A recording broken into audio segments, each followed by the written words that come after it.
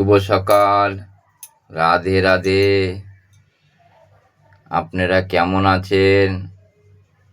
ছেলের কৃপায় আমি ভালো আছি। আমার ছেলে এখন ঘুম থেকে উঠেছে, বসে আছে, ওর এখন বাল্য সেবা হবে। হরে কৃষ্ণ কৃষ্ণ কৃষ্ণ হরে হরে, রাধে রাধে।